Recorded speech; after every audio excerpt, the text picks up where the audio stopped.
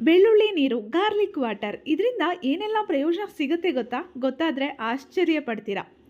ನಮಸ್ಕಾರ ಸ್ನೇಹಿತರೆ, ನನ್ನ ಚಾನಲ್ಗೆ ನಿಮ್ಮೆಲ್ಲರಿಗೂ ಪ್ರೀತಿಯ ಸ್ವಾಗತ. ಇವತ್ತು ಬೆಳ್ಳುಳ್ಳಿ ನೀರನ್ನು ಯಾವ ರೀತಿ ತಯಾರಿಸೋದು, ಇದರಿಂದ ಏನೆಲ್ಲ ಪ್ರಯೋಜನ ಸಿಗುತ್ತೆ ಅಂತ ತಿಳಿಸ್ತಾ ಇದ್ದೀನಿ. ವಿಡಿಯೋವನ್ನು ಸ್ಕಿಪ್ ಮಾಡದೆ ಕೊನೆವರೆಗೂ ನೋಡಿ. ಬೆಳ್ಳುಳ್ಳಿಯಲ್ಲಿ ಔಷಧೀಯ ಗುಣಗಳು ಅಡಗಿದೆ, ನಮ್ಮ ಆರೋಗ್ಯಕ್ಕೆ ತುಂಬಾ ಪ್ರಯೋಜನಕಾರಿ ಅಂತ ನಮ್ಮೆಲ್ಲರಿಗೂ ಗೊತ್ತು.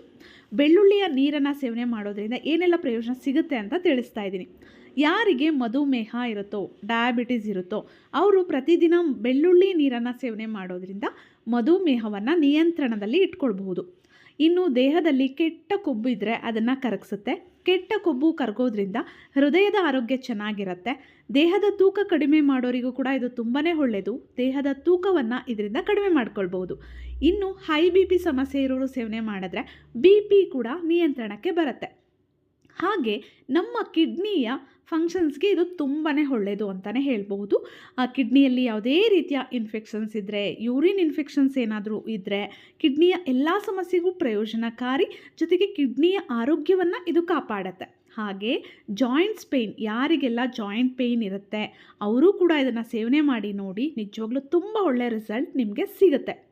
ಇನ್ನೂ ಕೆಲವರು ಯಾವಾಗಲೂ ಟಯರ್ಡ್ನೆಸ್, ಎಕ್ಸಸೈಸ್ ಮಾಡಿ, ಕೆಲಸ ಮಾಡಲಿ, ಎಲ್ಲಾದರೂ ಹೊರಗೋಗಿ ಬರಲಿ, ಯಾವಾಗಲೂ ತುಂಬ ಸುಸ್ತಾಗ್ತಿರುತ್ತೆ, ಆಯಾಸ ಆಗ್ತಿರುತ್ತೆ ಅನ್ನೋರು ಕೂಡ ಸೇವನೆ ಮಾಡಿದ್ರೆ ನಿಜವಾಗ್ಲೂ ಈ ಸಮಸ್ಯೆ ಕೂಡ ನಿವಾರಣೆ ಆಗುತ್ತೆ. ದೇಹಕ್ಕೆ ಶಕ್ತಿ ಸಿಗುತ್ತೆ.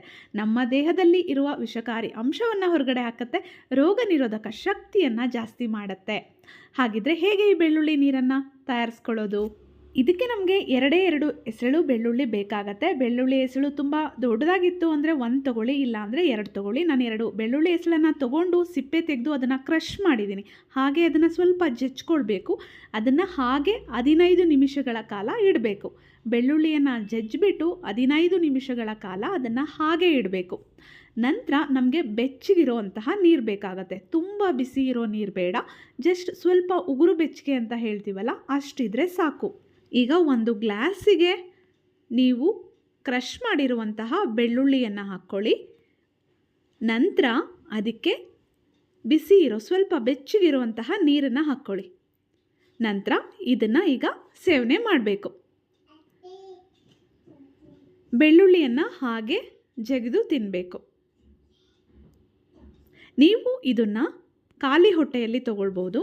ತುಂಬ ಗ್ಯಾಸ್ಟ್ರಿಕ್ ಆ್ಯಸಿಡಿಟಿ ಸಮಸ್ಯೆ ಇದೆ ಅನ್ನೋರು ಊಟ ಆಗಿ ಅರ್ಧ ಗಂಟೆ, ಮುಕ್ಕಾಲು ಗಂಟೆ ಆಗಿದ ನಂತರ ಕೂಡ ತಗೊಳ್ಬಹುದು. ಎಷ್ಟು ಪ್ರಯೋಜನಗಳು ಇದರಿಂದ ಸಿಗುತ್ತೆ ಅಂತ ನಾನು ಆಲ್ರೆಡಿ ಎಕ್ಸ್ಪ್ಲೈನ್ ಮಾಡಿದ್ದೀನಿ. ಪ್ರತಿದಿನ ಇದನ್ನು ನೀವು ಸೇವನೆ ಮಾಡ್ಬೋದು, ಏನೂ ತೊಂದರೆ ಆಗೋದಿಲ್ಲ.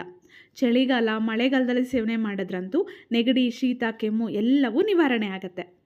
ವಿಡಿಯೋ ಇಷ್ಟ ಆಗಿದ್ರೆ ಲೈಕ್ ಮಾಡಿ, ಶೇರ್ ಮಾಡಿ, ಅನಿಸಿಕೆ ಅಭಿಪ್ರಾಯವನ್ನು ಕಮೆಂಟ್ ಮಾಡಿ. Thank you.